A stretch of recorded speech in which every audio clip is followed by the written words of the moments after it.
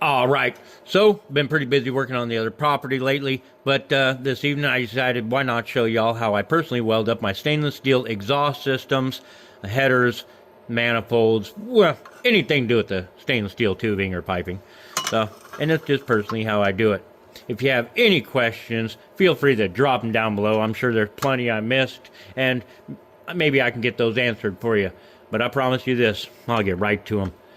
Without further ado, let's get into it. This is 23 inches long, 2 1/4 pure stainless steel exhaust pipe, and well, there you go. Get a little magnet on there, so I assure you, it's pure stainless steel. It was off my son's car. It was just a little test piece that we had on, test pipe, until he got his muffler in stock. It had a little hanger bracket located in this area, and I cut it out and removed it, so I'm going to butt weld it together this evening. Time to prepping out my exhaust pipes. I personally, if it's brand new, I still wipe it out with acetone due to manufacturing process. If you got U-bends, could have some oil in it. Cutting could have some oil in it, or even the cutting, it could have, little metal shaving debris. We want to get those out. We don't want those being pulled into the back of the weld puddle. So that's what I like to do. I also like to hit it with a nice polishing wheel and get them nice and clean on the inside. So that way I know that if the weld has any type of issue, well, it's nobody else's fault but mine. If it is used pipe like this is, now I know it wasn't very used, but you can see that there's some carbon, quite a ways down in there. You can actually see that line where the prep wheel is. From there up is where I go with the prep wheel. So, but from there down is the markings of just a wire wheel, trying to get the main stuff out of it before I hit it with the prep wheel. I didn't want my prep wheel getting on there, but you can see from there up is where that prep wheel has gone. Now anytime I make a cut, it doesn't matter the angle, especially if I'm doing a butt joint like this. Now when it comes to something like a slip joint, it probably won't matter. I'll be honest, it's not going to matter so much.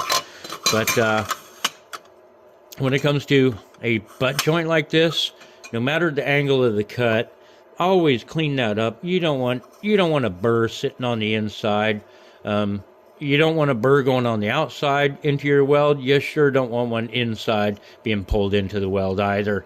So just a rule of thumb, try to make that thing clean inside and out, and it'll reduce any of the risks that you have for contamination, and that'll potentially affect your weld during and after the weld process.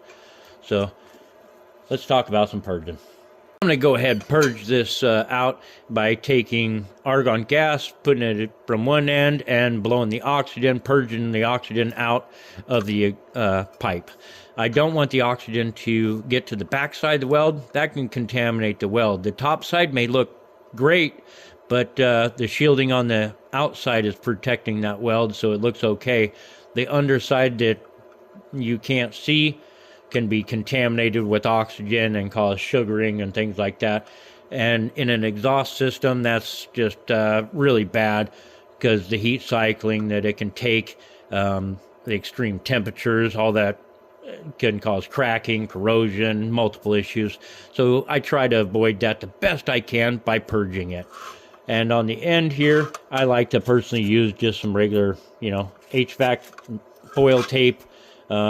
Tape it on there. I can usually get pretty close to that tape without having to burn it off or it melts off or anything that causes any damage. It stays pretty good during the whole process. Doesn't fall out. I personally stay away from the old, pans and little caps, trying to do foil caps. I try to stay away from that. I like the tape.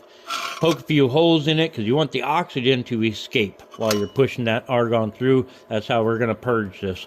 We want to get the oxygen out, so we got to get it out here. We don't want it trapped, because if it gets trapped, it's going to sit here and get stuck in here, and it's going to come out while you're doing the welding process. It's going to hit the back side of that weld, and it's going to potentially contaminate it doing that. So I poke holes in it. I'm going to run this thing at 40 cubic feet per hour for a little bit, and then I'm going to turn it down to 10, 15 cubic feet per hour and go ahead and continue welding.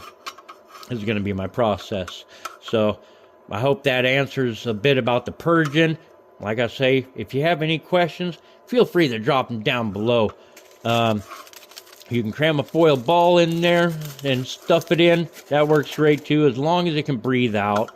That's the main thing. Let it breathe out. Don't just block that thing off entirely, because you'll trap that oxygen. At the business end, kind of important, I personally like to use a, this one here is a 2-inch cap, but I like to use anything that caps it off completely. I like a nice tight seal back there.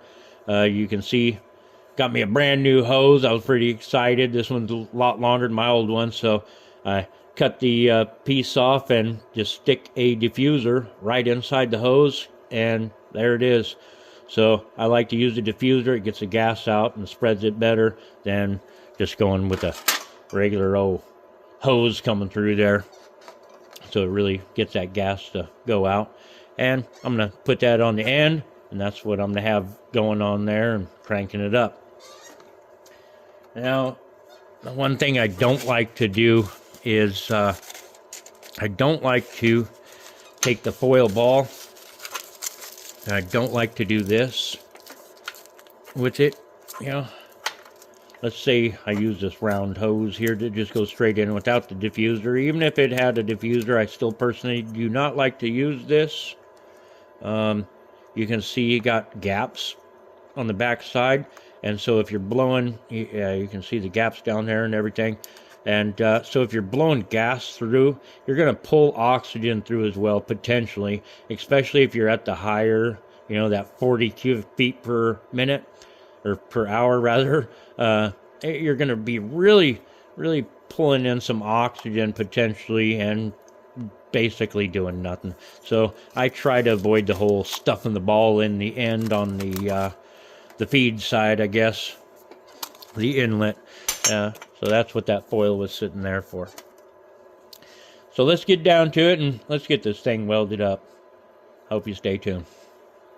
There it is, all finished up. Now that's the tie-in spot. It's hot right now. I'm going to go ahead and get it cut. We're going to cut a section out, and let's see what it looks like on the inside. I'm curious. I'm sure you are as well. But this is how I purge my pipes. So let's see what it looks like. Stay tuned. Got them all cut now, right next to the weld and deburred, because I'll cut myself, I assure you. I'm that guy. You can see, let's get in here. Check out, see if there's any sugaring. I welded this up at 35 amps. Purged it at 12 CFH as well as 12 CFH on the machine, on the argon. Post flow at 10 seconds. The ones that may look like there's some sugaring going on, it tricks me. Dang light. It gets me every time, I'm telling you. That one, oh man, it had me fooled. Look at that. Is it? Nope. Nope. Is it? Nope. Is it? Nope. That's what it is. Same with this one. Oh, man. Oh. Nope. Nope. Nope. It's not. Tricked you. So the lighting is kind of making it do that. But I hope y'all enjoyed the video and hope this helps. And some of y'all maybe purge or don't purge. It's up to you. As always, peace.